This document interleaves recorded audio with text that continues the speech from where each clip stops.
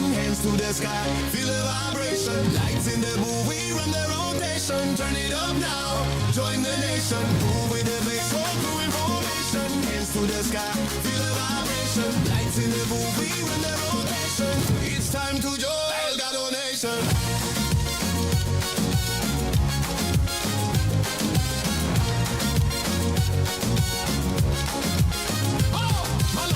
House keeping it tight. Gina with the depth, put the truth in the light.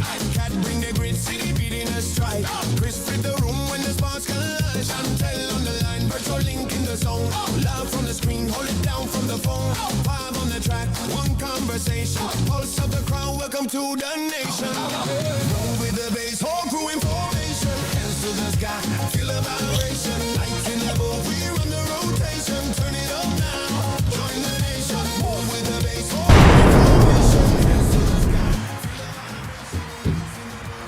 What is going on, everybody? Let's go. We are here, episode 50, baby. Episode 50, Delgado Podcast Nation. Oh my God, I am so excited for today's episode. I have everybody fucking here. Everybody is here. Gina, how you doing? Doing fantastic. No, fantastic. Wrong button. Wrong button. Who did you show? He showed them. Yeah, we were not looking. Either. Okay, good. But I'm doing good. Thank you for asking. Yeah. You'll never live that down. No, heck no. Never. My baby. Chris, how you doing? Very well. Very well. Excited to be here. This is such a cool experience. Oh my God, yes, it is. Yeah. The ladies up in here. And then you already know, put that beat on for her. Kat, how you doing? I'm good. Hey. Y'all Phil? doing? Where's the baby? There you go. I was gonna say, yo, what else? Hey. Come on now. Jesus. And then Phil, how you doing? Big ass titties. Tatas are out. I today. can't. The tatas are out. Then we have a special guest returning, my season 2 co-host. Nora's at the bar. What's going on? I'm so excited to be back. I miss everyone. How are you doing? I'm doing really good. Doing really good. Crazy busy as usual. I'm so happy to be here though. It's so good to see everybody. Yes, yes. And then you already know we got Phil back there, but we also got Kalen back there, but he don't want to be showing his face, you know. Kalen's back there. I am so excited for today. This is long time coming. I'm so excited. 50 episodes, 4 years in. Could have been more, but you know what? We'll get into more of that stuff. But I'm so excited for everybody to be here. I got season 2 co-host, then I got my season 3, and then I got season 3, season 4. Like what? It's everywhere. I'm fucking loving it. I got Bodega at the back door. Hang on. This nigga, this mother I was chicken. gonna say we are missing a few. And then Chantel is here. She's gonna be popping in all the way from Chi-Town. She's here. She's gonna be popping in. She's just getting off of work. So whenever you're ready to pop in, just pop in, girl. So who did you do season 1 with? I'm sorry to interrupt. Season 1 was with Why was my... It's us two. it was me and Phil for like the first 3 episodes, I think. I think I popped in every now and then. Yeah, and that's then- what I thought. That Yeah. I and saw then you on a Carol, lot of... was Season the one. season, season 1, Okay. and she did I think episodes like 4 to like 8, I believe it was, and then Nora, and then ended up Aisha. What's going on, girl? You not here? You know what? Blame. She said everyone is looking fly. Blame you. And I was you- thinking the same thing. I was like, look at how Really everyone great. looks tonight. You guys look amazing. Right? Everyone's on their A game. Yes, you know what I mean. he's Hi, looking este papi chulo, ya tu handsome. sabes. I'm so excited today. So, Phil, we just gonna get right into it. Let's get right into episode 50. I'm so happy for everybody to being here. I didn't think this was gonna be happening, but I also want to give a shout out to my boy Aaron Bodie. You know, can you put that up real quick? Oh, is that his name? Yes. Boo. So this guy right here, I started my journey back home on Facebook, started doing podcasting, and it was sports. And you know, my boy now is a football coach and those were our first shirts. And that was my actually first podcast logo ever. Was that one? Look at the memories, man. Yeah, the memories. And then coming down to Florida. Thank you. I appreciate everybody that's tuning in. Please share, comment. Your comments we're gonna be looking at your comments. Phil's gonna be looking at everything back there. Yes, sir. Yes. Go ahead, Phil. Start it away, man. Start it away. All right, so we're 50 episodes in.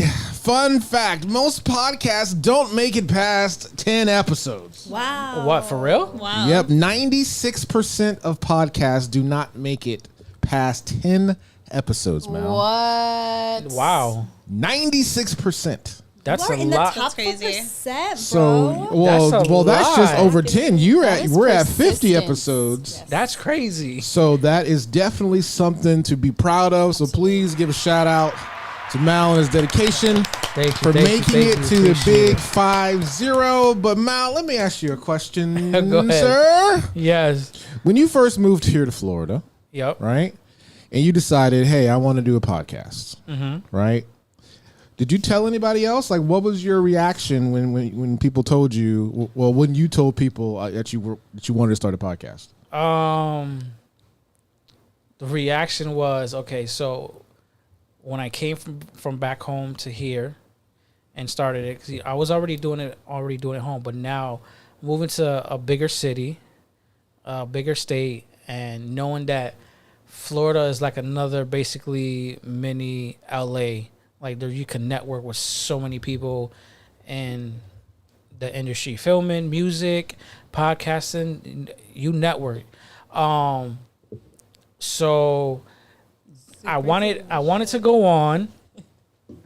Okay. Oh, ooh, somebody calling you super delicious. That's know who that that's is. my troll account. So how I wanted to continue it, and I did not want to give up, but I did tell people, and people would say it's not gonna work. What are you gonna talk about? Do you even know anything about podcasting or anything like that? Mind you, I went to broadcasting school back home in Connecticut in Farmington. One of the best broadcasting schools in You went to in CSB? Connecticut. Yes, I did. That's where I went. For real? Yeah. Well, how do you think I know you said Farmington? Automado? Hey, look at that. I didn't even know that. Yeah, dude, I graduated top of my class, man. Holy shit, look at that. Yeah, so that one of the best broadcasting schools. And people would tell me Small world, man. It's not gonna work. What are you gonna talk about? And I said, I don't want to do sports. I want to do something else, and I want to do something more meaningful. Talk about all types of topics. Oh, but how are you gonna talk about it? Do you even know what you're gonna talk about? Do you even have the money to do it? And it was like all that was already planted. Like they already planted the seed. Like they already knew what was gonna happen. Then just went on Facebook, and I was like, you know what? Somebody got to be doing some type of filming around. That's when I saw Phil's page. He had an ad, and talked to Phil.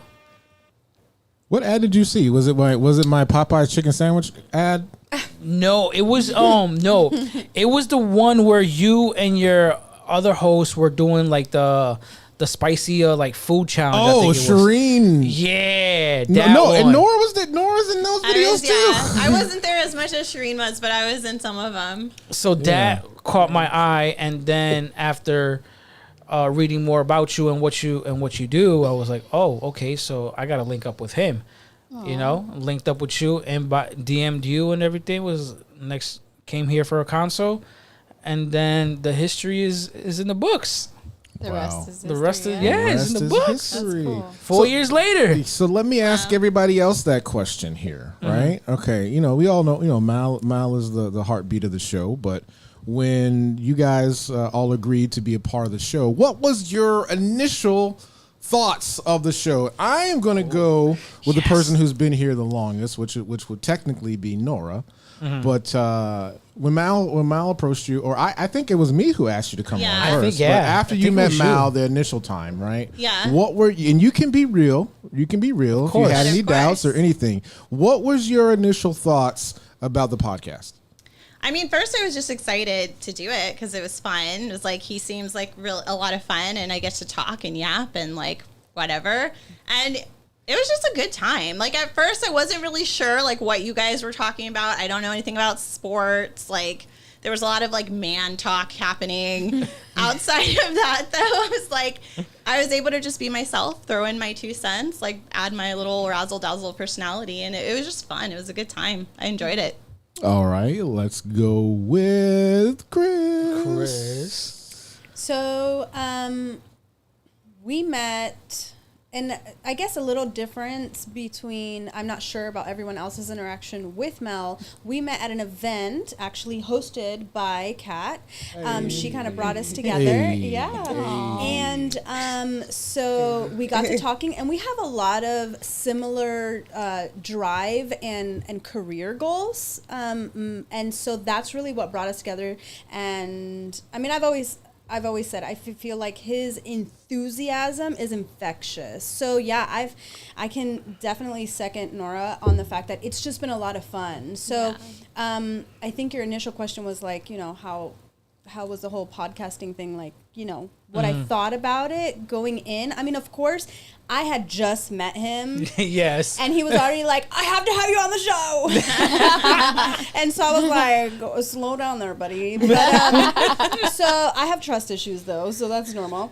But, you know, I got to see who he knew. And luckily, we already had kind of a little bit of a, you know, mutual connection. And so I remember the first time that I came, I called my brother and I was like, here's like my location. If I go missing, like this is the guy. Like he totally Coming to an trafficked abandoned me. Damn. But yeah, that was my initial reaction. I was excited. Obviously, I came and I showed up all by myself.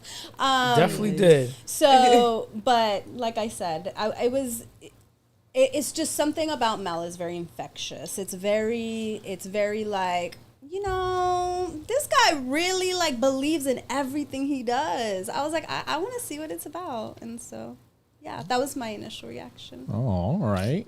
Okay. Let's go with Kat, and then we'll end it with Gina. Well, it's funny. She says she met it. Well, I met him at my event. Well, Nora was hired as a performer. Mm-hmm. He came and I was her assistant. He came in as an That's assistant right. I was her to support, assistant. Yep. and I went over there and talked to him. And forget about it. It was just a vibe. He spilled everything he did. Everything. And I was like, okay, that's what's up. I was like, I love that. You know, he was like, we got to work together one day. I was like, and we will. And from there, it just took off. We hosted, we did events together. Yes. Then the opportunity came for me to come on here, and boom, boom, boom. After, a couple of, but yeah, I came finally. I'm here. Yes, I love it. All right, Gina. Are we saying how we met? Yeah. I think it was like your first impression of How we Okay, met so- first. Well, how they met is interesting too. So go ahead. I think that needs to be included in this. Ooh, I story. wanna hear So that. we had a room for rent, and Mal had just moved to Florida, and he was looking to rent a room. He came and checked it out, and we just hit it off like it felt like a friend, like we've been friends in a past lifetime. So we kind of clicked like instantly, and we talked so much, and we had a lot in common. And he just feels familiar. Like when I say familiar, I feel like I went to high school with him. I feel like I went to school with him. I feel like I grew up with somebody. Like a lot of people like him. Yeah. And we just stayed in touch since then online. And I was slowly watching you like climb. I would see you posting about your commercials and stuff that you were doing with acting and all that. And I hadn't really tuned into the podcast, if I'm being honest, until you put something out there that said that you were looking for someone to join you guys. And then I had, I think we talked about that, and I sent the 2-minute long video. And then I went back and started watching the clips on social media. and that was when I started noticing everybody else on the show. Like I noticed some clips with Chris, Yeah. with Bodega, with all the people that. Oh, that's cute. Okay. Stop. But yeah, she does though. Stop.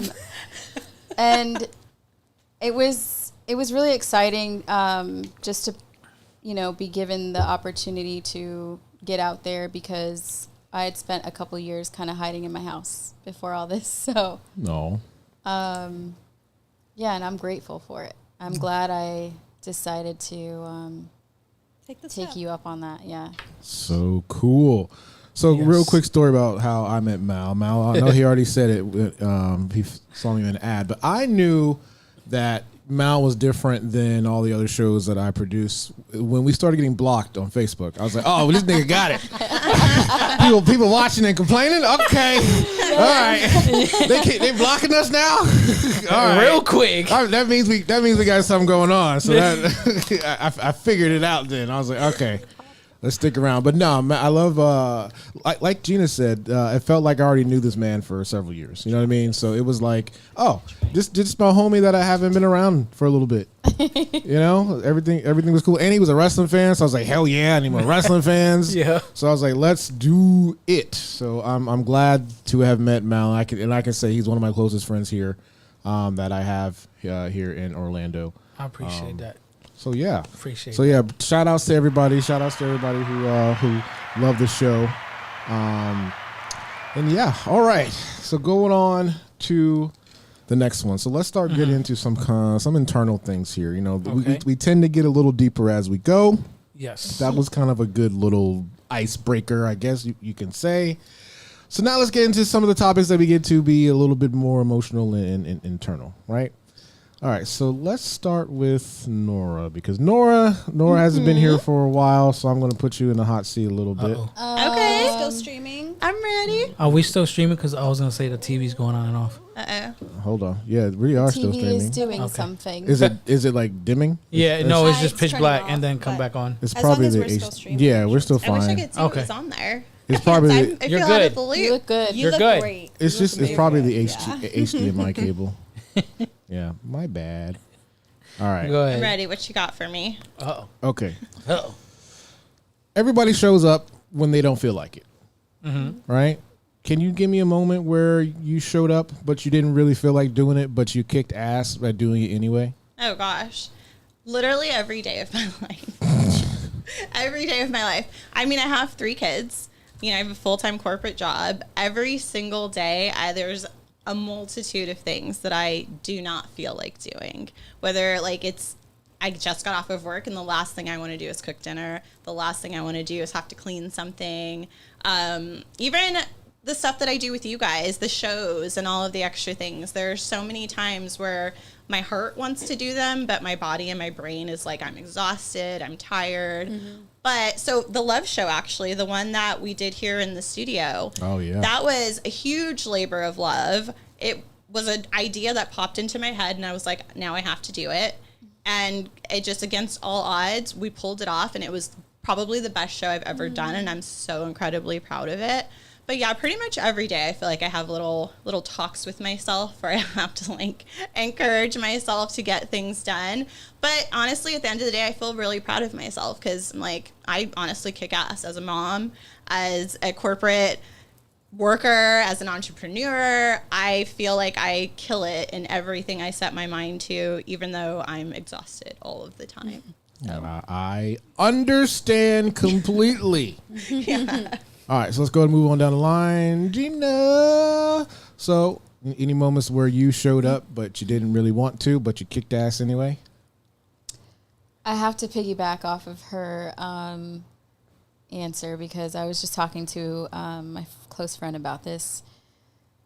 Being a parent, especially to a child with a little bit of special needs, and just the kind of mom that I am, regardless whether he had those special needs or not, is just by the book, strict schedule, gotta do this. I'm not very flexible. It's okay, no matter what, no matter how late I am out, or no matter how I don't get enough sleep, even though my son could sleep in if I allowed him to, we're still up at 7 a.m. just so that he can have a structure and a schedule.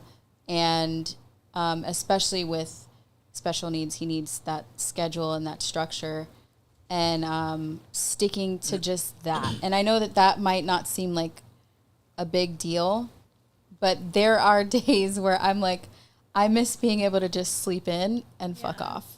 Yes. I miss being able to just go to my hot tub and smoke my weed and get up and go to the gym whenever I wanted to. I miss all that. And I have moments where I'm like, if I could just go back to that sometimes, 'cause that was easy. This is very fulfilling and it's rewarding. But it's like I absolutely have to show up and I don't have a choice. And I still kick ass every day at doing so. And he is my number one job and my number one priority. And it's literally just to give him the best life possible. And I think that's a big deal. It is. Oh. Absolutely. All right, Chris. Hello. So I don't know about the whole kicking ass part, but I am still here. Okay. I don't know. I think we can all kind of agree. Life is really hard sometimes. Specifically, just the last 5 years of my life, I've had like tower moment after tower moment after tower moment. And so anytime I feel like I'm getting a grasp on life, it's like I'm on ice and I'm just like, whoa, whoa, whoa, whoa, whoa. So unfortunately, I'm going through one of those seasons again. And in a sense, I've learned to be very flexible because I haven't had a choice. I think that, like I said, I didn't have a choice. I had to go with the flow of just today because I could not even physically sometimes know how I was going to get to tomorrow. Follow-up question, though. Okay, I know you said you'd be flexible, right? Mm-hmm. But how flexible can you be before you break? That's the only way you don't break. That's exactly how you don't break. And I learned that the hard way. Think about something extremely flexible. It's going to take way more than something that is like a pencil, right? Not flexible at all. Now think of like a bendy straw. Or You rubber can kind of band. bend that a little bit. I have more, ripped right? a Stretch Armstrong. Yes, exactly. So I'm a Stretch Armstrong right now. But that was the whole thing. I've learned to be very flexible, but it was by choice. It wasn't something that I really had a choice in. I'm also a single mom of 3, right? So I get it. Being a mom is super fulfilling, but it is actually takes up your whole entire everything. It can even take up your identity. It and turns I think into a mental illness Yeah. sometimes. 100%. Like which you is- never Definitely stop can. worrying. Yeah. Yes. All there's consuming. So many. Yeah, it's all consuming for sure. So yeah. Was the question how or just a time? I just feel like Just a these last time, 5 yeah. years have just been tower after tower. I'm just, every day I wake up and I'm like, You all really right, are bitch. kicking ass though. Like, what are we doing today? Like, Yeah. what's today look like? If today looks like rest, then today looks like rest. And it's just I don't even. because it's just impossible to continue to keep going eventually, especially when there's so much unknown in your life. Because I've had times when nothing was known, not income, not stability, not relationship, not home, not anything, not my children's where they're going to go to school. Like, so there's been times when it's just, you have to do it one day at a time. And I think that's been me for about 5 years now. Okay. However, because I've learned to be so flexible, I think I'm able to not enjoy it and not endure it either. I don't know. I feel like I'm kind of like It's in a kept flow you from state. breaking. It's absolutely. And so Yeah. you are kicking ass then. I am You as all are. best as I can. You all are kicking ass. As best as I can. Thank You're you. still going. That's all that matters. Yeah, and that's what exactly. Because, we all know that there's times for some of us that you almost don't make it. And I know that I've had Absolutely. those times. So, All right, Kat. Yeah. I can kind of agree with all these ladies. Being a mom is definitely, it's one of the toughest. My kids are grown already, but so I could relate with them. But showing up, there's times I don't want to wake up, you know. You got to keep pushing yourself. At the end of the day, the more you push, it's a challenge for me. So I'm so egotistical that I like to challenge myself. I'm my own everything, cheerleader, everything. So I push myself to the limit. I think that's what got me through raising my kids, being a single mom, everything that I'm putting out to the world, and it put me to where I'm at today. So even today, I was kind of like dragging myself here, but I was like, I get to wear a dress. You know, I had to kind of like, you know, I you know, you like, dang, I don't want to go, and then I'm like, hey, you want to come with me? And then I'm like, I don't need nobody to come with me. Aww, you know, like, I go that's through so that. cute, though. But I go through that every day. Every time I'm going to an event, to a meeting, I'm like, you want to go with me? Yeah, sometimes Come I'm on, like that, but bestie. sometimes I'm like, you know what? I'll just drive in the car quiet. So yeah, I'm cool with that. You know, like, so that's what happened today, and I'm glad nobody did come with me because I got to get in my own head and just kind of set my own tone. So it was cool. Okay. Before we go to you, Mal, Aisha's got some long words to say for Chris. Crystal, baby, you're really amazing at speaking life into everything and everyone around you. The way you stay positive, even when things get hard, is something I truly admire about you. Just being you makes things feel lighter, and I'm so proud of the strength you carry every day. Don't ever forget how special you are. Yes. Thank you. Kat is everything, and she looks so pretty. Get it, boo. Oh, thank you. Oh, God, you got me crying. All right, Mal. Yes. Where's the tissue? For real. Jeez. I'm indeed to crying. Yeah, she's been. I mean, she's seen it even just these last 2 years, and so, you know, I appreciate it. She helps me through a lot of it.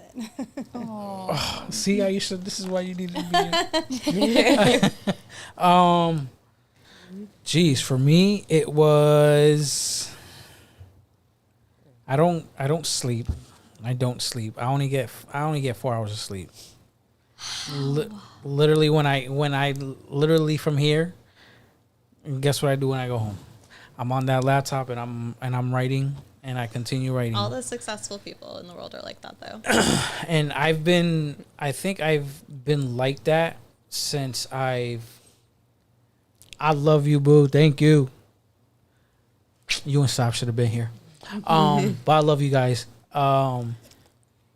So for me, it's when I don't want to go somewhere, it's to the next appointment. It's the next doctor's appointment. The next anything that has to do with my health. I like drag, and I don't wanna go. But one of my quotes that I been standing by ever since my health is live strong, die harder. And you tackle I put my head up and tackle my problems head on. So it's that when it comes to the health, and I don't want to go to the doctors and stuff like that. Like my 1 year checkup, April 15th, for having my 5th heart surgery last year. That's like 2-3 weeks, and I'm hoping that everything is great and don't hear no bad news, because every time when it comes to my health, it's just like, oh fuck. You have like PTSD. PTSD. I don't want to go. I do not want to go when it comes to going to the doctors. I don't even want to go no more. Yeah. It's like I don't want to hear something bad, or okay, this is what you have to do next. Nah. Let me live. I'm living. Yeah. And I'm living my dream right now. So for me, yeah, kicking ass 24/7. Have no choice but to kick ass. Yeah. You are on a hamster wheel. I agree with you, man. Before we get started anymore, does anybody want any more patties?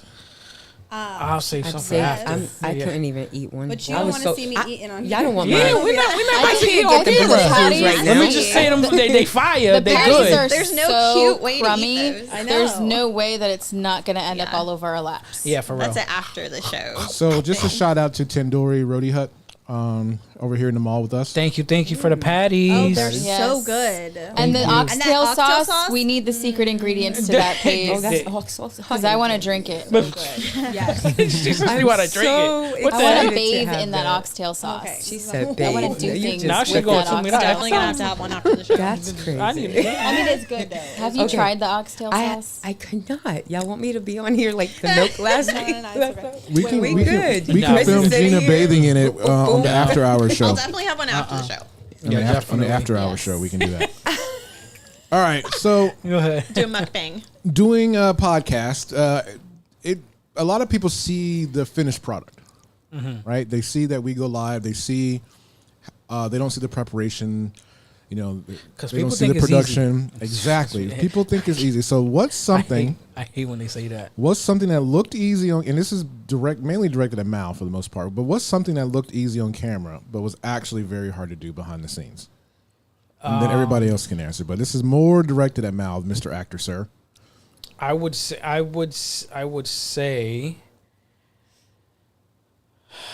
Ooh, that's a good one. She said, Baffin. That's a good one. The preparation for the show, like behind the scenes, it's just like if I'm directing, like that's what I. So this is like I'm my director's mode. Put people in places. Okay, I need you to read this line, and you know it's like that because the preparation for the show is tough. Even in the group chat, you guys, Cat. I would say Cat is like the number one. Like, oh my god, bro, what are we doing? What are we talking about? Let's go. Let's go. We gotta promote. Like she be on it. She's She like the is, ideal yeah. She be she be when it comes to let's that get it out marketing. there. She don't Entertainment play. promoter, producer, all of Yeah, it. like She I'm does like, not well, play when what it we comes to that. doing? So Yeah. she be definitely on my tails and all our tails. Like we gotta go. We gotta do this. I love that. I would the ideal say client. behind the scenes to me is like the hardest part. Okay. But being in front of the camera, the camera loves me. Hello. Being on camera is great, Yeah. and I love that confidence in you. Oh, thank you. Oh, I thought she was talking about you. I thought she was still gassing her up. No, she's talking about Mal. She's talking about Mal. So, yeah, she said, Mal, you're honestly so strong. It's crazy to me how you even carry yourself. I never would have known you were dealing with the health stuff the way you handle everything. You're really out there kicking ass. Thank you. I appreciate that. Sure. All right, Nora, you next because you are also a performer that makes things look easy. So, how you do it? Well, you know what? Faking it. I'm a big fake it till you make it girl. Like I love entertainers. Like I love Lucy. Like Lucille Ball is one of my favorites because she makes art out of mistakes. Anything funny, like you would never know if she messed up because it's still entertaining. And I think that's something that I've learned is to just make whatever I'm doing entertaining and have fun with it. As long as I'm having fun, the audience will never know if something went wrong. So that's like the biggest thing for me with anything that I do. I think it's always just, I'm just going to have a good time and I'm going to make a spectacle of myself. So even if I like mess up, if things don't go right, we're going to make it entertaining no matter what. I would say for the podcast, like when I first got started, one of the harder things that I feel like eventually we got right with a little trial and error was these camera angles. Because, you know, guys aren't so good at knowing a woman's angles. We had to work on that, you know, get those cameras up a little bit higher, get those angles right. Chris is agreeing on that. 100%. Yes, because there were times where I'm like, what are you guys doing? Like, yes, like this is the worst angle possible. But we got there. We got there. Aww. We got it down. And Thank you, lady. She ran so we can walk. right. Thank you. Thank you. Look at Nora being the pioneer. Yeah. It's all a learning process. It really is. Like the fake it till you make it thing I think is so huge because even like watching your journey, Mal, like from the beginning, I feel like a lot of it, like you didn't know really what you were getting into. You were just figuring it out as you go. Half of the stuff I do, I have no idea what I'm doing. I'm like grossly underqualified to do a lot of the things I do, but you would never know it. Like, and then after the fact, I'm like, cool, I did it. What's next? Like, what's the next thing? I want to check things off my list. And if it's something that I want to do, I'm going to try it. And if I fail, I'm going to make it look really good. Yeah. That's right. Yep. So Nora can't really read the comments, but this says biggest job about being an entertainer is making things look good even when everything is going wrong. Yep. That is so true. Even if you mess up, guess fake that you messed up and keep going. Yeah. Fake that you messed up and keep going. That is another. It's all art. Yes. It's Gina, all is art, there no anything matter with what. you? Huh? That, is there anything with you, Gina, that you do that looks easy that really isn't? She's thinking real hard. I don't think so. I've never been told that. I don't think. Nope. Okay. I'm trying to like remember what I make look easy. Maybe it looks easy to the rest of us. Like you're just really good at making it look easy. Marrying people? Oh, yeah. Oh yeah. Okay, yeah. Yeah, I was probably nervous my first wedding that I performed, but it's not something that's hard that I make look easy. It actually is pretty easy after like your first ceremony that you perform. But I think to maybe new officiants that have never done their first wedding when they're nervous and they have come to me because I've mentored like maybe 3. Oh wow.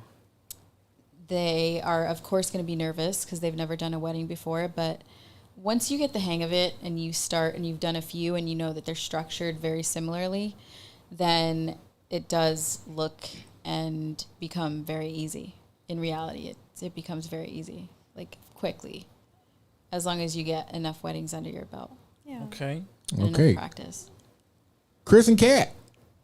I'm gonna go back with life. I make this shit look easy. Oh, I don't yeah, there you think go. anybody really, unless that's a good I one. truly like fuck with you, really understands the gravitude of a lot of stuff that I'm handling at the moment. Yes. Or, you know, within like I said, these last 5 years have probably been like the top of it. But I think if you were to sit down and really hear me out, or, you know, my chat GPT probably is like, girl, I mean, she'd be like, girl, this ain't you. This ain't you.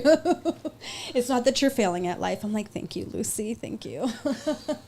But yeah, that's going to be my answer because, I mean, I totally agree with Nora. You fake until you make it. Yeah. Like, I'll be damned if I'm walking around with, like, you know, looking like everything I'm going through. I'll be hella damned. Like, your girl's still gonna be looking good. Your girl's still gonna, you know, I still have an obnoxious laugh that plenty of people hear out in the open. You know what I mean? Like, we're gonna fake it till we make it, because a bitch ain't gonna be here forever. Part. Go ahead, Kat.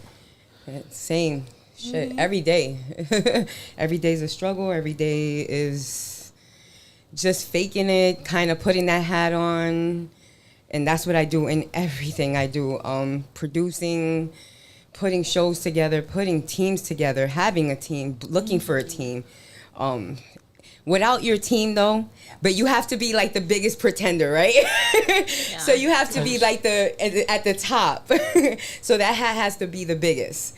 And then, you know, if you have a good team like you do, you know, and all of us probably do, you know, you have your partner, we all do.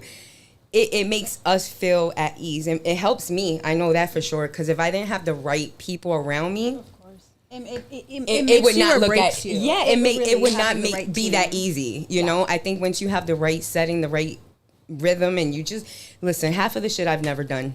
You know what I'm saying? But I'm taking after my father. You know what I'm saying? I learned. I DJ too. If y'all don't know, listen, I do a little bit of everything. Like, I surprised Mel when he saw me DJ at one of my events. He's like, "You DJ too?" I'm like, "Yep." Listen, I do everything. I'm a jack of all trades, and I've never done it. I'm doing nails. I do everything. I want to fake it and get good at it. You know what I'm saying? Hey, it's a hat. I'm wearing it. Yeah. We're all wearing it. Love it. Love it. Yeah. Felton. Oh, here we go with the bing bang. Read that for me real quick, Phil. He says, "You all look amazing and looking professional. Phil, good job on your setup, on your studio. You did a great job. Bada bing, bada boom, man." All right. Okay, guys. So this question is directed at Mal, and then everybody can put their own spin. We all make sacrifices to keep going, right? My particular question to Mal, regarding the podcast first, and then everybody else can kind of put their own spin in life about it. What sacrifices have you made to keep this podcast going? Ooh, I would.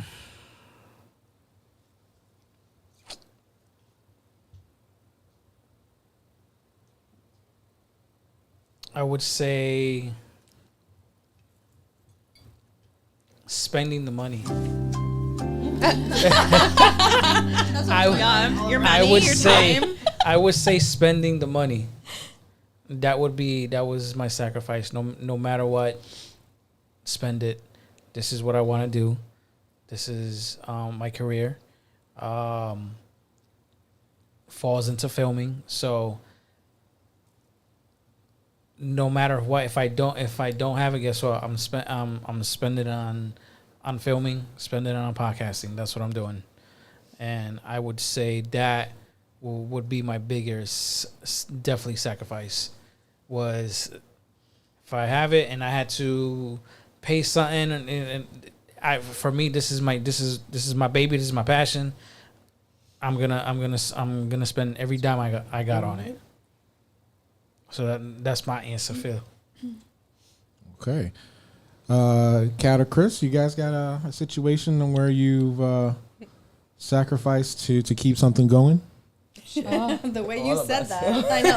I feel like everybody, right? every day. Yeah, I mean, I can apply that to a lot in my life, as I'm sure. Right, like you said that. I sacrificed a lot in my 20s to keep my no longer, but marriage going for the good of my family, for the good of my kids. So I sacrificed too much. It's something I wouldn't be willing to sacrifice again. So, but it was for my kids' well-being. Right now, there's plenty that I sacrificed as a mother to, even now we're trying to figure out, where we're headed. I'm sacrificing quite a bit to try to keep my kids, give them a stability, give them, and when it comes to your dreams, whether those dreams have to do with life or parenting or whatever, there's going to be a sacrifice, right? So I don't think it's what I've sacrificed. I think at all points of my life I've sacrificed something, either financially, either starting up my business, a huge financial sacrifice. I didn't have a huge savings at the time. I had just gotten stable. And it was a labor of love. It was a leap of faith, it was a sacrifice, as I was working into that. It's a sacrifice on not only my finances, but my time with my kids, my time with myself. It's just, let's be real. When you're chasing things, or just you have to sacrifice. You have to. At the end of the day, we have to. We sacrifice for what we want. Yes. I'm not going to sacrifice. My biggest sacrifice is my time. Mm-hmm. If I put time into something, whether it be a friendship, any type of ship, here, there, wherever, know that is not replaceable. So that's my biggest sacrifice is my time. I don't like my time played with because I live my life structured on a time. I like things on time. If you're not on time, communicate. I don't like it. I'm real crucial with my team. Everybody is telling the truth. I'm really because we can't replace it. Yes, so that's the thing. Like I can make money again. You know what I'm saying? Like I can make that. You know what I'm saying? You can't make your time again. You can't. We can't rebuild that time, and that's where I'm like my time. That's my biggest sacrifice, but it's worth it. So when you say sacrifice to me, that kind of makes me feel like I'm not really sacrificing because I want to do it. So that question kind of makes me. Oh, I see. You know what I'm saying? Like it turns it back to me. Like, it's not a sacrifice because I'm doing it because I want to. Yeah. Right. That's me. Gina? Again, this is something that I see as a superpower, and I feel like society doesn't. They might minimize it, but I sacrificed a lot to still keep breastfeeding my son till he was 21 months. And by a lot, I mean like my mental health. Yes. That is such a I was drained of my energy, so I stopped going to the gym. my fitness, then that becomes my image and my identity. I sacrificed a lot literally just to give him the best thing that I can give him for as long as I can give it. Yeah, I went through a lot of postpartum depression, and it was just a time where I mentally was hanging by a thread so I could continue the journey that, you know, it did get frustrating at times because it's not just, oh, you're sitting there bonding and breastfeeding. It's like, you know, you're getting bit. And sometimes, you know, you want to give up because it hurts, and you're just, yeah, I sacrificed a lot, and I'm glad I did, and it worked out. That's it. Nora. No, I agree that she's absolutely right. Like, we, as a mom, as a woman, I think there's certain things that we're almost expected to sacrifice because we have to put our kids first. We have to prioritize. Like, when you're trying to juggle being a parent, you have to have a job, you have to manage a household, you have to try to manage your own mental health and physical health and all of that, but you still have to take care of these kids. Like, there's so much that you have to sacrifice, and we're just expected to do it. Correct. And we do it. And a lot of times the world does not care what a toll that it takes on us. And I think that is a superpower, 100%. Because I know for a fact there's a lot of people that couldn't do the things that all of us have done. And I've personally seen moms, parents who did not make the sacrifices, who did not do the tough things and the hard things, and their children suffered for it. So I think that's, you know, a huge part of it. And for me, number one sacrifice is my sleep. That is what I would say. Yeah. I sacrificed so much of that just to get time back for myself. And it's underrated. It is 100% underrated. We spend so much of our energy in our days being on, like being turned on, not in a sexy way, but you know, like Right. like we have to be on all the time for all the expectations. But sleep is very important. Yeah. And so that is a huge sacrifice It's huge. because it also affects you mentally. 100%. You can't even drive. Yeah. If you that's the worst. Yes. Drunk. It is, yeah. It's the worst. And it will affect your whole day. Like, and it's hard, like, at getting to the end of my evening, and I'm like, okay, I just did everything for everyone around me, and this is now my moment to myself, but I should go to sleep. But I don't want to. I want to spend some time doing something for myself. Yeah. Like, I want to invest something into me. Yeah. And even if it's literally just scrolling through my phone for 30 minutes or taking a shower, like, that little bit of something is an investment in myself, and sacrificing my sleep sometimes is worth it. But yeah, we make crazy sacrifices every single day. Agreed. All right. Mal, Yes, sir. when did people start taking you seriously? Oh shit. That's a good question. That is. Because they do now. Right? Yeah. All right. So when do you think that turning point happened?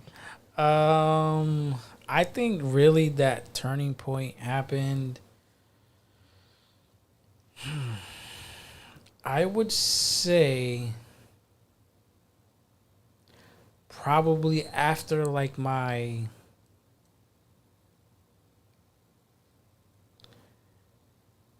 maybe between 8 to 10 films. After that, like, oh, he's killing it. He's doing good. He's doing good for himself. I think I would say, you know, that, and then looking at the podcast, because there was kept with the podcast. Like there was times when I had to step away, and then came back. I think it was like twice. I don't remember if it was like once or twice.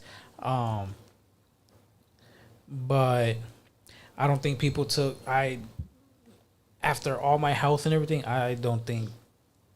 I would say maybe like 10% probably took me serious after my health.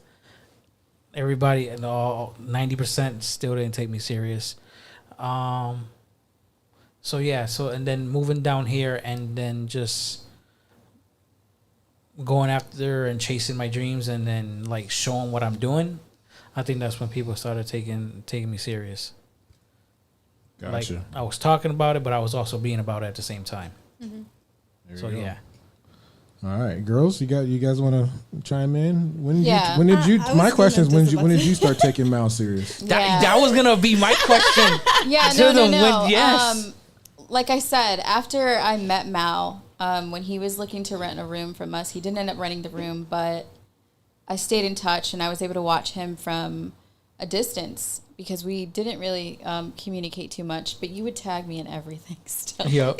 Everything. He had only met me like once and we clicked, and after that you're on his tag list. You're getting tagged with like 100 people on everything that he has coming up. And so I stayed in the loop that way, and I would see like all these things lining up for him, and I'm like looking at him like it's inspiring because a lot of us don't have that thing where you believe in yourself so much Yeah. that you're shifting your own reality to where the world starts believing in you as well. And it also starts shifting like the actual outcome of things to where you do get gigs and you're in a music video. You're in an Axe commercial, I think it is too. Or the Old Spice. Yes, yeah, the Old Spice commercial. You're in music videos. You're doing films. Like all of that, watching that line up for you just from a distance was when I, being able to see that and witness it and say, oh, he's actually doing what he's been wanting to do and he's making it happen. And it's just the perfect example to me of believing in yourself more than anybody else ever could. And you're showing everyone like you are someone to take seriously. And maybe before, people may have not taken you seriously or may have thought, you're not going to do anything. But just being able to watch that, I feel like from a distance when I didn't know you and then see it up close now when I am, a closer friend now, it's been fun. It's been rewarding. And I'm very much like, I'm in your corner. Like, I'm happy for you. And I like watching it. It's inspiring. It. Yeah, it's really inspiring. Yeah. Like, every day I see something new where you're like, booked. Like, Yeah. got it. I'm like, wow, like you're really, really doing it. And I feel like from the beginning, I knew that you would because you had this like insane faith in yourself. And you could see that all over you that like you were like, I'm gonna do this, like it's gonna happen. And you put in the being on the tagged list and all that, like there's you have no shame about that. Like you don't care if people are annoyed about it or whatever, you're still doing it. And then to see you posting the things that you're accomplishing, like celebrating your wins, that's pretty amazing. So yeah, I think I've definitely always taken you seriously because I've always felt like you were gonna do it no matter what. I appreciate that. Yeah, I think it's a little different for me. I don't know if it was because of when I met you or, you know what I mean? I didn't know you before then, Yeah. right? However, I do believe that creativity feeds creativity. And so that's what made me want to see what you were all about, right? Because in my eyes, if you're winning, that's what you're putting out into the world. And it is inspiring. That inspiration keeps other people like, you know what, if they can do it, I can do it kind of mentality, right? And it's great. Why? I mean, if you see it that way, right? I think it's great to be able to see people in your circle winning. I don't know that I had like I think it happened as I kept knowing you. So, for example, the whole podcast thing, I was like, is this guy serious? Like, and then you show up and you're like, oh, shit, he's serious, right? Yeah. Or, like, the whole movie thing, like, first movie, and I'm like, oh, okay, let's see what this is about. And then you just go up and you're like, oh, shit, like, it's real. Like, so I think my experience was a little bit different where it was just like, I'm just going to trust, like, this, like, road he's on because I didn't know anything about you. I didn't know, like, obviously what you shared, but it's not like I had the background of like, yes. do I, do I believe in him now? Oh, now I believe in him, right? I just kind of met you right when you were already, I feel like maybe, on, and correct me if I'm wrong, Phil, but I feel like he was on his way up already, I met him already up here a little. So, for me, it was, just showing up and being like, oh shit, he's really like this. Okay. Oh damn. And so it was like a little surprise every time. Like it's exciting, Now, were you surprised when I came at you with the idea, like, because you have stardom all over. So, and I told you that, and I told you that. have. That was one of the first things you told me. Yes, I told you that since day one, and like natural in everything that you do, and just the way that you also speak. And when I first met you, and then you told me you did. I told you I did poetry, and you was like, I did poetry too, but I stopped. Yeah. Why did you stop? I think you should keep going. And the reason I said that was the way that you was speaking to me, because you speak. I can't even say the word because my tongue ring. I can't even say it. Yes, there you go. Thank you very much. So, and when you were speaking, it was like I was already drawn to you. So it was like, I need her in a film. And you guys did that, and you guys did really well. I actually enjoy watching that little short film, and I hope you guys do more together. Definitely. And your first one. Yeah. Because I know you was nervous. Of course, I didn't know what I was doing. You didn't know you was doing. And again, one of those things where you just show up and you're like, okay. And then when you showed up and you was like, oh, this is real. Okay, she don't know what she's doing. Hold up, let me put my director's coaching hat on real quick, and then walk you through it, and coaching you through and everything, and then getting your first film you've ever done, and getting your first nomination of Best Actress. Like, wow. For me, like, how did you feel when I came to you with that, knowing that I told you got stardom all over you? I think when I met you, and it's really, believe it or not, I don't know how other way to say that. For a majority of my life, I didn't feel like that. I didn't feel as bright or as like noticeable or even pretty. I would, if you would have asked me what I thought about myself, those adjectives. I remember the first event that I met her, like the first would not be something I said about myself. Completely different person. My entire 20s. So for people to tell me, like, I see stardom on you, I'm like, okay. I mean, now I believe it, of course. And now I feel and I understand what people said about me. But it is a huge difference for me. I don't think, maybe I hope I seem very genuine and grateful when I say that when I hear people speak life into me, whether it's a small little comment, it gets registered. Like, it's feeding who I'm becoming. And so when you first said that to me, I was already in like probably 2-3 years into really stepping into who I'm becoming. And so I was a little bit more confident. I was like, okay, like, yeah, I'm that bitch, But, had I gone to that extent of like actually trying to do something, no, I had not gone to the extent of, filming something or trusting complete strangers, like showing up at complete strangers. Like, and, oh, you're so sweet. That's so sweet. Of course she is. Says, I want Chris to play me in my movie. Of course she is. I love that's the project of course the part 2 and that one are like her 2 ones that she's definitely going to that's a very special part. Thank you, mommy. And then Kat, what about you? Question of what Phil said. What was the actual question? You guys have me. I know. I'm sorry. No. I was intrigued. What was the actual question? What was the question? Wasn't it when did you take Mal serious? Yeah, when I took him serious? Yes, there you go. So I met him, listen, up north. This don't do nothing. Like, I was hearing him out, you know what I'm saying? I caught his energy. Seeing him, you know what I'm saying? Once I followed him, and we followed each other. I think that's what it was. It wasn't like I didn't not believe in you. It was just more like seeing him in action was different. Yeah, it's different because, like I'm saying, like everybody talk. Everybody got the gift for gab. Some don't, but I was like, all right, let me see what what I'm saying. You showed and you've been doing your thing. Like, you was like, Kat, let me help you host. Okay. You know what I'm saying? Like, so I've never not believed in you. Yeah. Like, I've always believed in you. I just didn't know you. Correct. You know what I'm saying? I just took you Like I think it's because where we met him, you know, it's like Correct. You it was had like to just see a it. lounge setting. Like Yes. this guy comes in, he's smoking his hookah by himself, and you know, it's like This it guy was, will you tell know, you everything about his life in like 30 right? minutes. It was just and so like, you're you know, but he showed up. okay. You have shown up to all the events after Yeah. that, and you showed me, like, you know, we put together shows. I mean, you write, you made us speak.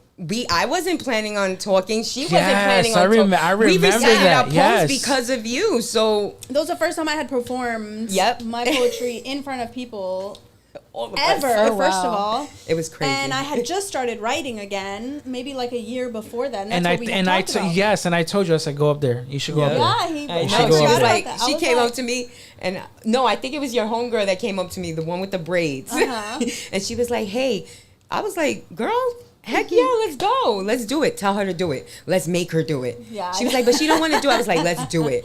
Then Mal came up to me. I was like, "Let's get it. Like we can fit it. Like it's not a big deal. It's an open mic. Let's get it." Yeah. But then Yeah, that circled I remember around. that. I appreciate all that. We appreciate you. sure. Phil, Yes, sir. that question for you. Oh, when we started getting banned. Yeah, he thinks about it. That's what I said. I was like, oh, this for real. Oh, this dude is him. When the haters come out. Doing something. Exactly. Oh, damn. Exactly. No. But for real talk though. I mean, I believed you from the beginning, but just like Kat said, there's a lot of people have a lot of mouths here, and I definitely come across those people when it comes to podcasting. They have these grandiose ideas of what they want to do, bada bing, bada boom, but then everything falls flat. But not with this guy. You know, everything you wanted to do, we totally vibed and we connected on a mental level that just worked. It didn't seem like work. And so I mean, once we started getting banned, I was like, okay, yep, this is Yeah, for real. this is for real. So This For is a real, real for real. deal. It's a real deal. all right, so I got one more question for you guys before we Okay. get into. We're gonna play a little game at the end here. Mm-hmm. So let's see, Mal, Yes. do you forgive the people who didn't believe in you? Because there's been a lot. You've had some family, you've had some friends, you've lost friends because of this podcast. Yes. Do you forgive them?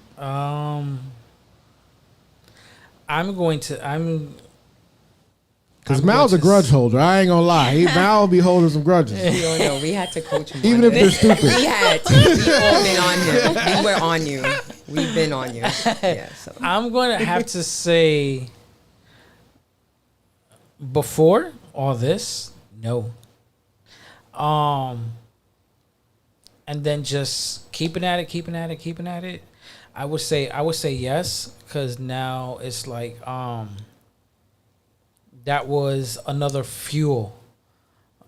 Gave me more ammo to keep going and showing the doubters that I could do it, and I am doing it. And you're gonna keep seeing me push. You're gonna keep seeing me post. You're gonna keep seeing me shine, knowing I have that pedestal where I want to be at, where everybody in life wants to be at. Everybody has their own pedestal where they want to be at.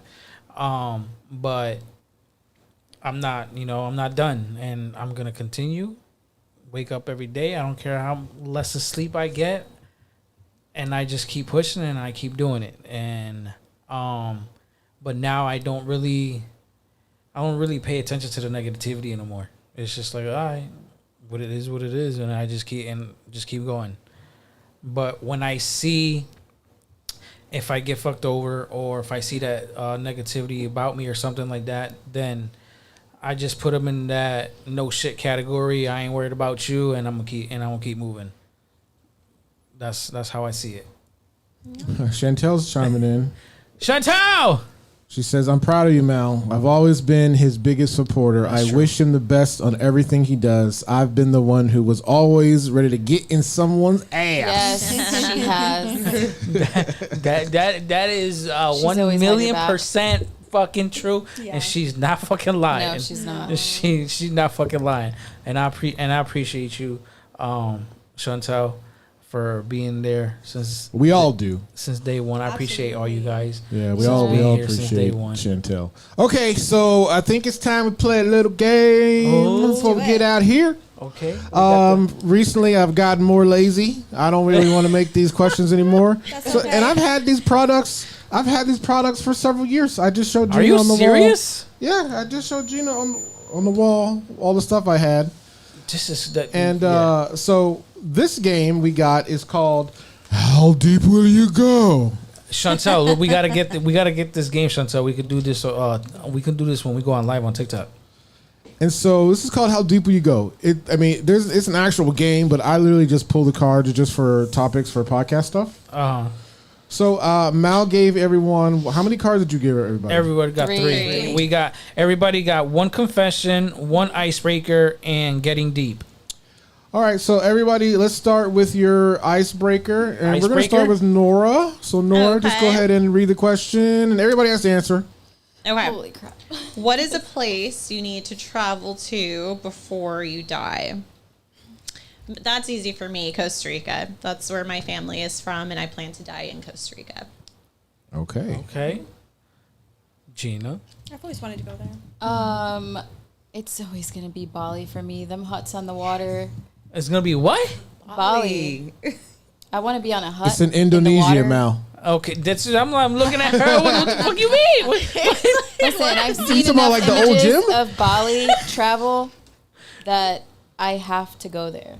That's it. Anybody in the It's that chat, simple. you guys can throw your answers, and Phil will say what you said. Yep. Chris, Go ahead, Chris. All right. Wait, am I answering The question. The Yeah. question. Answer that- Nora's yeah, question. Yeah, Yeah. Nora's Oh. question. We'll go around. Yeah, we're going around the room. Iceland? Ooh. I have always wanted to go to Iceland. Drink the water. I want to do everything there. Yeah. But the Northern Lights have always been huge on my bucket list. Okay. Okay. Cat. Well, I wanted to go to Bali, but I still do. But I'm And you should. the other one, and I will. Africa. That's where I want to go. Oh. Africa. Yeah, I Okay. definitely want to go. Mal. Mine's is 2, but my top is Spain. I want to go to Barcelona. Ooh. I want to go to Barcelona so bad. Beautiful. Live there. That's like, and then my second one would be Tokyo. Nice. Ooh. Yeah. That's What my about third. what about you, Phil? I would like to go to Montana. Montana.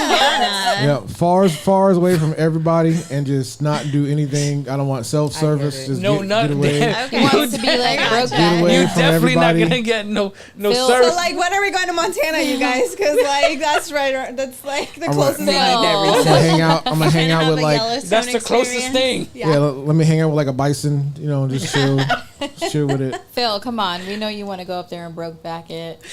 I've already done that before, so it's something new. All right, Mal, pull your icebreaker out. My icebreaker. and then we're gonna go back around. Icebreaker. Oh, what is your favorite trait about yourself? Go ahead. I don't give up. Resilience. I don't give up. Nice. You really don't. I don't give up.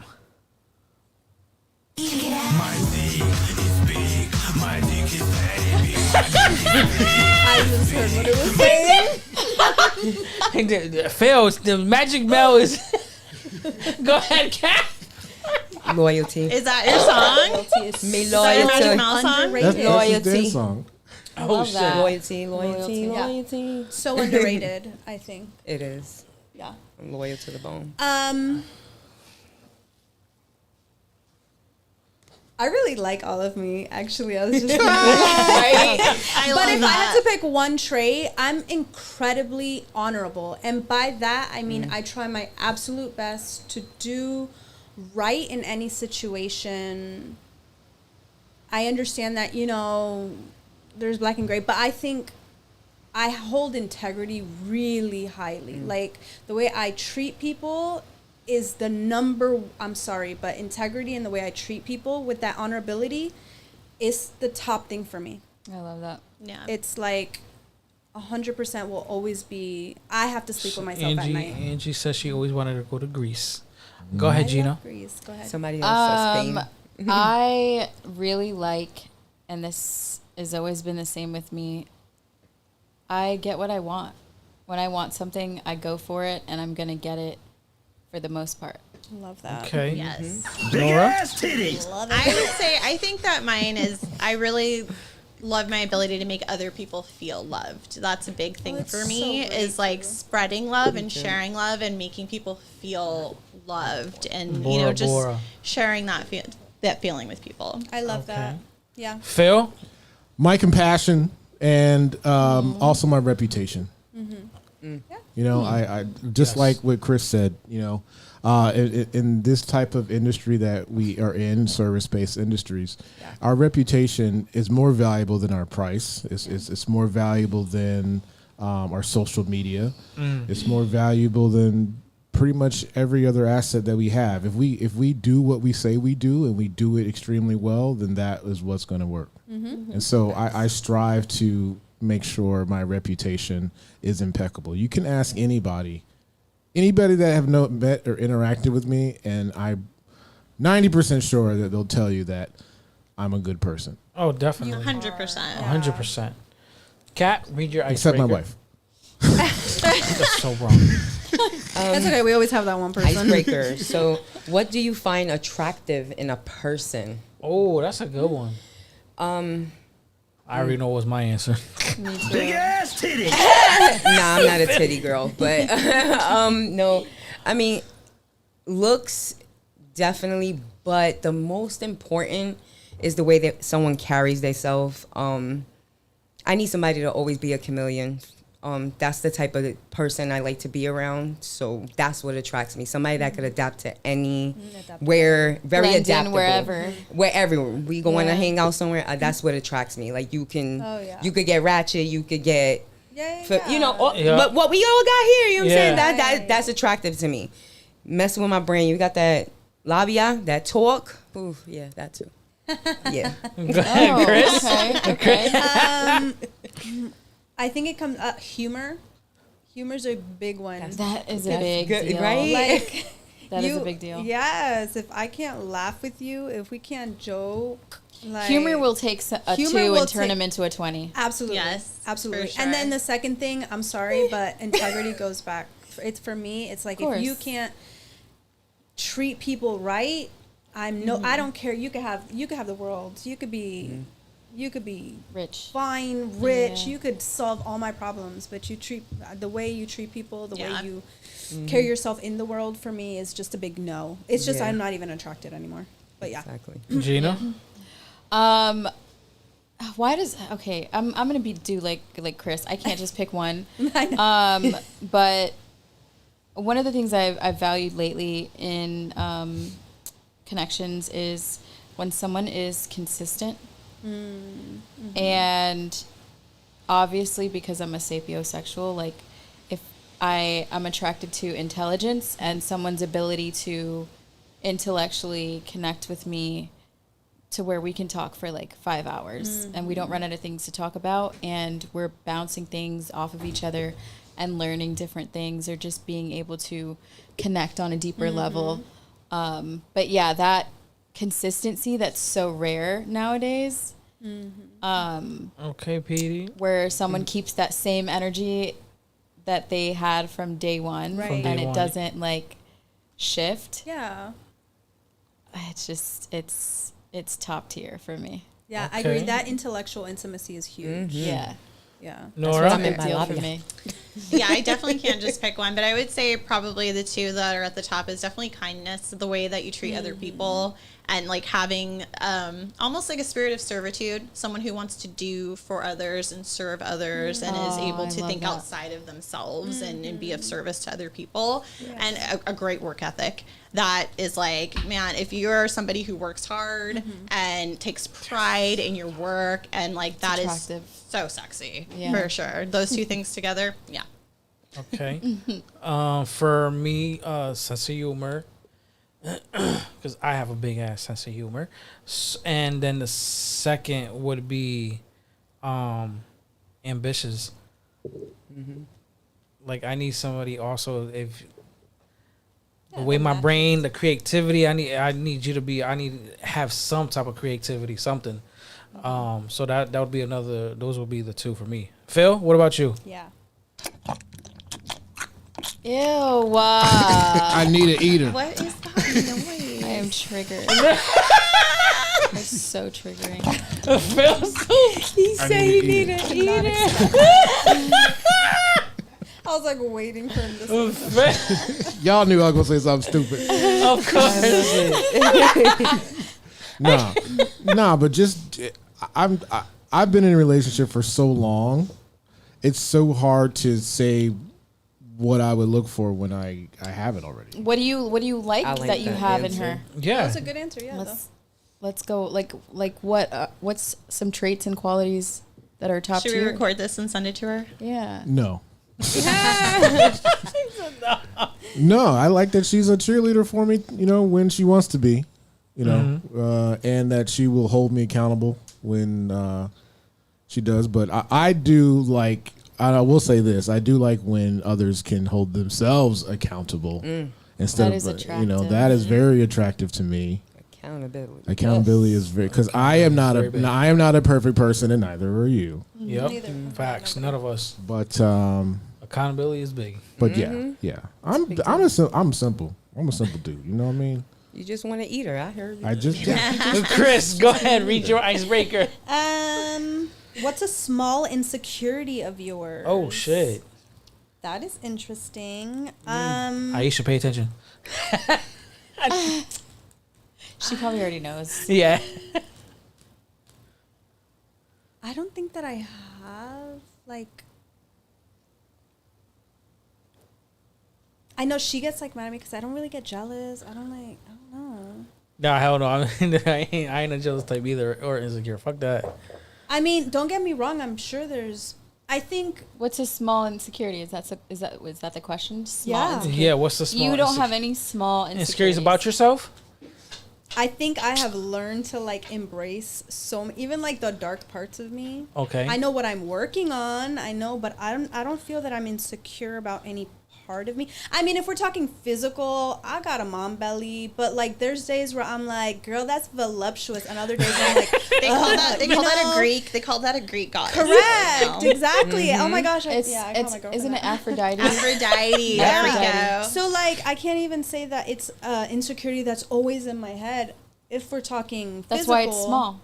Yeah. Yeah. So I guess maybe my mama belly. Okay, Gina. I don't know.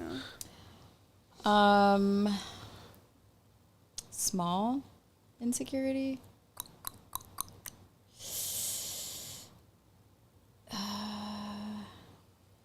I've had a lot of surgeries in my life, so my small insecurities tend to be surrounding my body. Phil always like, I know. I was gonna he say be Phil on. always like he know what he's. He knows when he will. what button to. So that I think is a for lot of you. women have Yeah. bodily I insecurities. Yeah. I didn't care what my body looked like really until I got into this superficial scene that I was in San Diego, Okay. where everyone looked photoshopped and they looked a certain way, and then once those images become the norm, and I had myself to compare to that. Actually, it was switching from the lesbian scene in San Diego to the hetero scene in San Diego, where I was like, I don't know, something just told me like men are visual. And so I had all this pressure all of a sudden to look a certain way. I used to say she loved the fupa. I love that. That's right. You let her know. Yes. It needs to be Nora. Okay. So I guess in terms of like physical insecurities, Small insecurity. a small insecurity. Small one. So not a big one. Not a big one. A small one. Honestly, probably a small insecurity that I do have that always is lingering in the back of my head is whether or not I'm a good mom, whether or not I'm accomplishing the things that I want to accomplish as a mom. If my kids are going to grow up and be good humans and feel like they were loved by me, and if they're experiencing, like that little insecurity of, am I doing a good job? Yeah. Like that's always there. It is little. Yeah. Okay. But it probably keeps It's you a in check. nagging. It does, thing, yeah. It Yeah. keeps me always trying to do my best and trying to show up the best I can. Okay. Yeah. Phil. I always think I'm going to shit myself. I mean, I'm sorry. I mean, the because- story that you did say you was That not is here a last. valid. That is valid. insecurity. Absolutely. No, but you wasn't here the I last wasn't time here. that he was But his did you story. watch that episode? Dito. He shit himself. actually shit himself in front of a on bunch a of people. yeah. Oh no. On stage. Oh no. Yes. Listen, Dito. Yeah. Out of Hooters. Yeah. valid. Hooters. Oh, well, I mean, again, valid. I feel like we've all eaten something or drank something that had us like, oh my God, I almost didn't make it. Sweating. Kind of, Almost you know? didn't make it. For We've sure. all lost We've and all- gambled. for Let's sure. admit to that. We've Yeah, all, that- we've all But I gambled and can't- We have trusted a fuck periods. for We stop have to playing. deal Health with matters. You can't Exactly. control And it it. comes with down to our that. cycle. That's my insecurity All the too. time. Well, standing there trying what's to your act insecurity? normal The when same. you don't feel The same? I don't have a gallbladder, so Yeah, we that's can't- we why can't hold we it don't. in. We can't hold it in, so Wait, I can relate. So that's why, what a gallbladder is for? Is for holding it in? Well, the gallbladder is your filter. So without that filter, it run. goes Why do you think through I can't fast. eat or have something to drink here? Because my stomach is constantly like, shit. you know what I'm saying. So Okay. at the end, I'm gonna Yeah, I'm gonna she'll go eat fuck and that. then Yeah, run. I gotta run home. You know what I'm Yeah. saying? So that's an insecurity for me going out Oh, to wow. eat somewhere because we don't know what oils they use. It's bad. Yeah, when you sometimes have tummy literally like issues, just yeah. the oil that Publix fries their chicken in will do me dirty. Like It all depends. Just yesterday I had Chick-fil-A thinking I'm eating the most healthiest thing. I had seed oils, salad seed oils, and baby girl. tenders. Yeah, the tenders. I went to the bathroom like 500 times. My friend was like, "Oh my God." I was like, "Dude, we can't leave. I gotta go to the bathroom. It's bad." it's like the oil And it's from, that America they use with the too. chicken. Yeah. Oh, Yeah, man. Food out 100%. here. If I don't cook myself, it's bad. I Yeah. need to know what you cook with. So I don't really eat from a lot of people because of that. Okay. I mean, even Damn. before that, but now even more. Right. All right. That's Yeah, my no, tummy insecurity. issues I will feel have you, Phil. Yeah. Go ahead, Gina. Read your. Let's we gotta go a little faster here. Yeah. Go ahead. What, you have confessions and what's the other? What is Getting it? deep. Getting Let's, deep. let's just go straight to the getting deep. Okay. Go straight to getting deep. Okay. Yes. All right. Do you feel lost in life? And explain.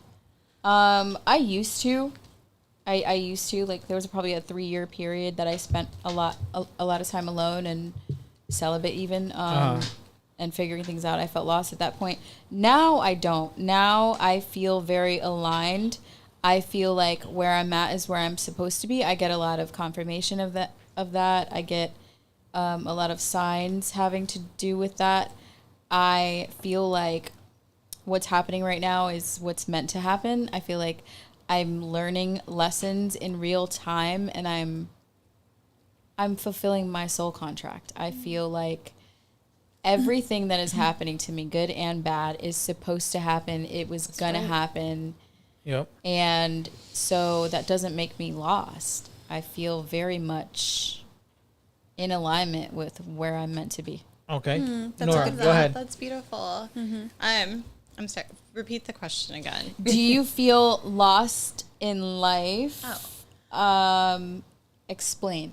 Okay. I would say I've had moments, yes, where I've definitely felt that way, but now in the point I'm at in life now, I do not feel lost in life because I feel like I am in control of my life and I'm in control of my destiny. And I kind of look around and I'm like, this is all made up. Somebody just made all of this shit up. So like, that's a I good can way, yeah. decide Okay. what my life is going to be, and I don't need to fit into anybody else's image of what my life should be. I can decide what it's going to be. So yeah, I would say I don't feel lost right now at this point in time. I have in the past when I was trying to fit into an idea of what the world, society, family, all of that were trying to project on me about what kind of life I should lead, what kind of person I should be. I felt very lost trying to keep up with that. But as soon as I let go of that, I think I stopped feeling that way. Okay. For me, I would say yes. Felt lost in how to start my career again and where do I go? Who do I network with?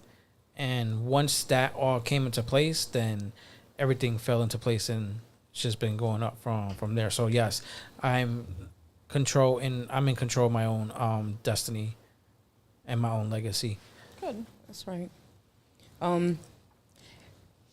I'm going to be honest, sometimes a lot, but I'm Dora, the explorer, and I pull out my damn map, so I reconstruct myself. But it's because of me. I'm my own critic, so every time I step in a building, my nerves, and it's like I get lost, and then I find myself. So it's like every day is a challenge for me. So keeping it a band, 100, whatever you want to call it, I'm keeping it real.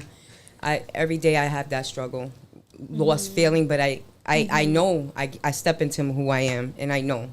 It's kind of like being that. Yes. Chris? So I think I also go through cycles of it. Like I've been living a very cyclic life for a minute, and I know it's for a reason, cool. But yeah, when things are so unsteady, which unfortunately I'm back at that phase right now, I do feel very lost. I do feel very lost when things are unsteady, and it doesn't like, I know where I want to be, so that's not the lost part. Right. It's the, am I ever going to get there kind of, or is that even meant for me? Like what like, did I get this all wrong? Did I see all the signs wrong? You know? So I think that's the cycle I get myself into. Then I'll do all the things. I'll get myself out. And, it's just. But currently I want to say did feel a little lost, but I want to say that comes and goes during the days because I'm still in that phase. Okay. So. All right. Go ahead with your getting deep question. Mine was, what's something you are really passionate about but don't tell anyone? And I don't think I ever shut my mouth about things I'm passionate about. Same. So I don't think that anyone can say, I'm a huge feminist. So if you will let me talk about it, I will talk about it. Yes. I am political. So if you let me talk about it, I will talk about it. Yes. All about social justice. I'm passionate about so many things, but I am a very social justice. I'm passionate about cultures. I'm passionate about religion, all types of religion. I'm passionate about spirituality, all types of spirituality. I am just a very passionate person. I'm about femininity, divine femininity, sexuality, just how how a woman embodies Speaking my that. language. Yes, that's my. If you let me talk, I will talk all day about it. So Kat, go That's ahead. a whole another show. We need a whole other show just Go for ahead, that. Kat. Life, man. Everything that she just mentioned and then some. Like Yeah. I'm passionate about life. That's what living and surrounding myself with the right people. That's what I'm passionate about. yeah. Just giving what I want, being the change I want to see. That's what I want. That's what I am. That's what I embody. That's what the people I surround myself have to embody. Or I don't really fuck with you like that, and y'all know that. Period. Gina, go ahead. I've again, like Chris, I'm very much assertive. So everyone's heard everything that I'm passionate about at some point. Okay. So the answer to that would be like there's none that I'm quiet about. Okay. Yeah. Nora? Same. I would say same for sure. But I think one thing maybe I haven't talked as much about is I am very passionate about neurodiversity because I do have a special needs child. I have become obsessed with understanding neurodiversity, neuroscience, how the brain works. Like I'm completely obsessed with it. So that's definitely a newer, very deep passion of mine. Fun. Okay. Me, I'm passionate about everything that I do. Is something that That you haven't talked about. that I haven't talked about. Very spontaneous. I'm very spontaneous. So I like to not creep up in a bad way, but creep up and surprise, doing some surprises in a great way. And then I'm also very romantic. So yeah. Okay. But you gotta get me there. You gotta get me there to be there. What about Philip? You're passionate about passion. Yes. I am passionate. I mean, besides obviously podcasting and stuff, I am passionate about. Big ass titties. But like something that you Okay, haven't but talked something about. that you Yeah, haven't talked something about. that you don't Right, we talk heard about, about that Phil. one. French onion soup. Huh? I love French onion soup. Oh my gosh, Okay. that's so weird. And also I'm passionate about food. I love So- French onion soup. Food enthusiast. Somebody bring French So- onion to her Huge food public, enthusiast. please. So to be freaking for real, that this is something that I'm newly passionate about because I just wasn't really educated about it. So you guys all know I need a kidney transplant, and like Yeah. as I navigate through this medical maze, I am passionate about advocating for your goddamn self because Yes. I'm new at this. I am new at this, and I have insurance. I consider myself part of the elite when it comes to healthcare because I have a house, I have a family, I have cars, I pay all my bills, I have health insurance. 90% of those people don't even have those luxuries, and I am still having difficulties Yes. getting a fucking appointment. Yes. That's I have to fucking go crazy. back and forth, back and forth, back and forth. I understand why some people give up. Oh, absolutely. I do. So I am passionate about advocating for yourself and making sure things are accurate, especially with what I have to go through now. Oh, that's crazy. Yeah. Go ahead, That's Kat. not talked about Read enough. your what was it? Getting deep. What was the hardest goodbye in your life? Oh shit. Oh man, can I go first? Yes. I was able to say goodbye to my mother. She died March 5th. Jeez. I got a chance to FaceTime with her as she was passing. Oh wow. That was horrible. I'm sorry. I know that's still fresh. Mine's was my grandma. I didn't get it. I didn't get that chance to say goodbye. Everybody that like my aunt passed away is about to be like it's already a year. So that was unexpected. My cousin that died from leukemia at like 13, that was unexpected. And then so I didn't, but all that was rough. It was rough, especially since my grandma was like the glue to the family, you know? So it was like once she passed away, everybody went their own separate ways. So I would say that. Nora? I guess been somewhat fortunate that I have not actually had to say goodbye to anyone yet. I haven't lost anyone close to me yet, so I will. I haven't had to feel that pain yet. You never had to say goodbye to your eater? What? That's a I hard mean, goodbye listen. too. Anyone that I voluntarily said goodbye to, I'm not sorry about. Okay. All right. Hey, Gina? Are we talking about saying goodbye? Yeah. I mean, What was the hardest? could What be- was it the could be hardest like- goodbye? It could. Yeah, it doesn't have to be like a death or. Food. Yeah, Like it food. could be anything. The hardest goodbye for me?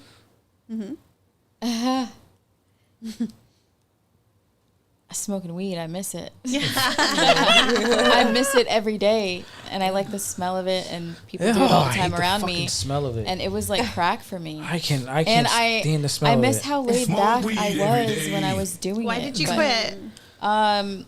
There's a sixth sense that I feel like we have as mothers that I would not have if I still did it. I quit it so that I could also be 100% me Okay. without any Yeah. filter. Yeah.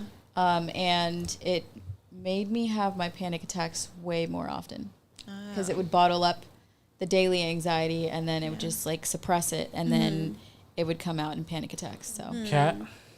I was addicted. Not saying goodbye. That was my hardest. My father. I'm glad y'all made me laugh a little bit, but it hit me again. Shit. Oh man. And I think that if anybody that I'm around, that's going through something like Phil's situation, she knows like that shit hit me. Well, I am okay. I know, but just getting it the way you said it, she Yeah. knows like it hit me so hard. Like I'm so connected with people energy. So not being able to say goodbye to him, I'm glad that I'm, around certain entities and stuff like that right now, but not saying goodbye to my father and knowing that I will not be able to and forgive him or any of that shit. It fucks me up every day. That's it. Kat, you want to know something? So, Listen. both of my parents are now gone, right? Mm-hmm. And one thing I realized, my mother actually wrote a letter to me and my sister when she was diagnosed with Alzheimer's, right? And she sent it out. My sister sent it to me, right? And in that letter, she was pretty much saying that she hopes that she was a good mom, right?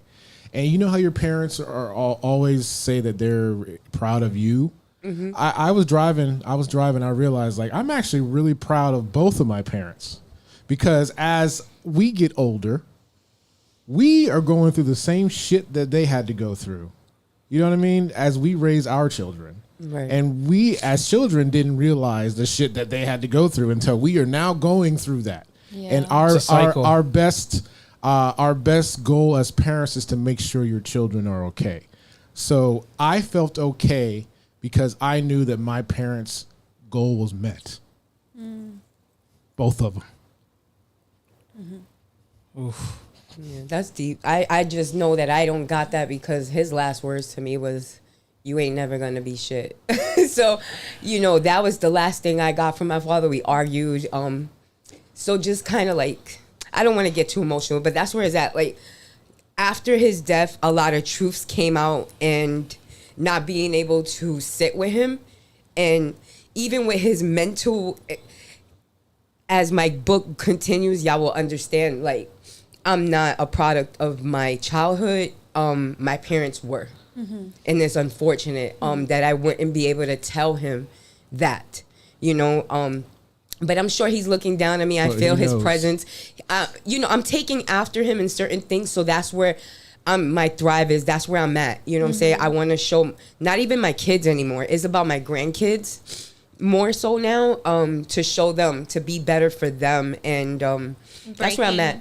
Breaking generational trauma. Oh yeah, I've been that. I've been an advocate on that for everybody. Like, I don't want people to know that they're alone. Like, You're saving your bloodline. oh yeah, I'm trying to at least. you are. You've I'm already trying. So on that note, we'll end that will be the last question. That was the last. That was the last question right there. So we will end it on that. Promoting real quick. Phil, do you got Gina's?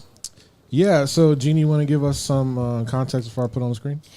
Yeah, so my really close friend Danielle, she got recently diagnosed with the C word, cancer, and she is a mother of 2 little ones, and this is her GoFundMe. Again, if you have anything to give and you're feeling compassionate, anything helps right now. She's dealing with, so she is a stay-at-home mom, and they are, a traditional family where, the husband brings home the bacon. Right now, while she's going through all these medical issues and treatments and stuff like that, it's making, it puts a financial strain on the family sometimes. And of course, so she's got a GoFundMe out there, and I wanted to be able to share that with my with having a platform. Yes, of course. This is a close friend of mine, so it would mean a lot if anyone could, check it out or at least share it. Yeah, of course, guys. Definitely. Are we still doing this?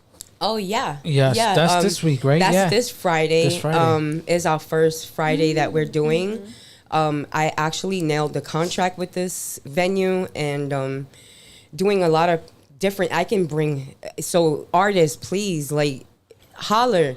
This is just the first Friday that we're doing, and then we're following up with the next Saturday, the same Saturday, but it starts this Friday from 6 to 10. We outside, we giving you that New York vibe, but with a little Florida mix. We going Caribbean, we going all over the world with DJV. And The next This one, yes, this is big. including Nora, because she can't see. Yes, Nora's okay. So Nora's in the building. She is the host of this. Because of her, I was able to take over this. We're shining, but she's still a part of it. So excited. She's a part of it. We made her the host. We have amazing judges on board. I'm one of them. Basically, you get $250 first prize. Second, I'm gonna say second, but it's $100. On top of that, DJ 718 is gonna be giving an extra present or gift, whatever you want to call it. Is a gift. He's gonna be giving whoever wins. Put it like this. There's a bunch of... I'm looking for my first artist. There's going to be a bunch of people looking for their artist. I'm sure Mal's looking for probably another artist. Yes. So with that said, DJ 718 is actually going to be giving you full access, beats. If I even like you, I'm giving... I want my music out there. So listen, sign up, whether you're a dancer, it doesn't matter what you do. Bring it to the table because this is going to be an amazing show. Yeah, it's gonna be so fun. I'm so Yeah, excited. you. Chris, Chris, Yes. anything? No. Ay, Dios mío. Esta mujer, Dios mío. No, I mean, I am pretty private. However, massage therapist, if you happen to be in the area and you know which area I'm in, and go ahead her. and DM me, and I can definitely give out more information. Yeah, we just need to put your IG on there. Like, shit, DM her. Yeah. That's simple. Yeah, Chris Salt, CRYS_Salt. I think I still have it. I think I still. Oh, have the yeah, old you one. do. Look I at have that. the old one. Even Damn. though it's on cap, but sorry. No, it's okay. You got me to hide. Man, are we still doing this? Yes. Yeah, okay. If you guys need a catering for any type of party, please call Bigelow Catering, Best Burgers. One for the second year in a row. His food is phenomenal. So if you guys are doing any type of parties, anything like that, please hit them up. The next one, yes, they were supposed to be here. I'm so sad that you guys couldn't make it, but it's okay. Next time. I would love to. V and Liz Hernandez, if you guys are looking for a getaway, any trip, cruise, anything, link up with them. They started their own agency to help people get very, very good prices. They can find you good prices, I'm telling you. Yeah. So If please you get, I'm sorry. Go ahead. go ahead. No, you go ahead. So if you want to link up with them, so her Facebook is, I need to, you know what, for the next time, it's Lizaboo at Facebook, and that is her Facebook. If you guys want to link up with them, that is her Facebook. I will next time I will have both of their I want to go on the autism cruise. Have her hook me up with that. Okay, Yeah. got you. Got you. What's the next one? Another So one? with me, guys, I do have a website. Yes. If you guys are interested in take a look at my journey, it's kidneyforphil.com. Everything is up Yes. there.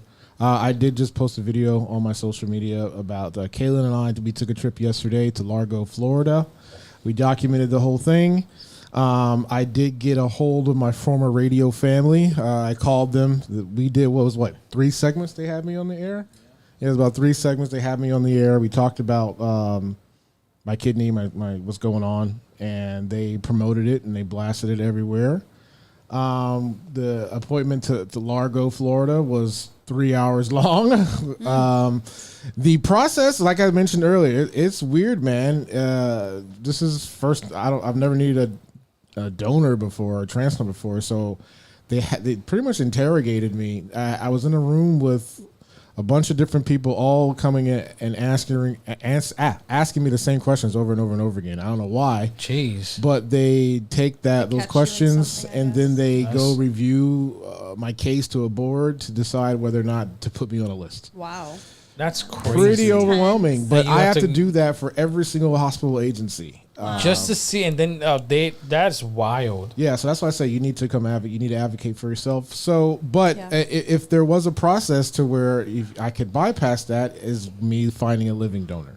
So if you are interested, I am B positive. That is my blood type. But if you are unsure, I still recommend you just visit the site. It's kidneyforphil.com. You can just fill out the form, and they will contact you and follow the steps with that. And yeah, you can hashtag. Yes, Mal actually hashtag. created the hashtag Kidney for Phil when I went live last week. I was a week before that. Whatever. Yes. When I went live, Mal actually did the hashtag Kidney for Phil. And me being an entrepreneur, I saw the domain was open. I was like, I'm buying it. So I bought a domain, created the website, and then yeah, so kidneyforphil.com. All right. I want to thank everybody that's been watching since season 1. I want to thank all my beautiful ladies here that have been with me since the beginning. Phil, I appreciate you so much for, being with me since the beginning as well. And, to a lot more, because Delgado Podcast Nation does not end. It will continue, and it will continue to be a legacy for myself and for everybody on here and to keep bringing awareness into every topic that we talk about. And that's the number one thing for us, is to bring awareness, talk about our life experiences. Because if you are going through something and you do not know how to talk about it or talk to somebody about it, you can reach out to one of us. You are not alone. We are here with you. Keep fighting, never give up, and everybody stay safe, stay blessed, and keep chasing your dreams. Thank you, everybody, for being here. Love y'all. Yeah. 50. We did it.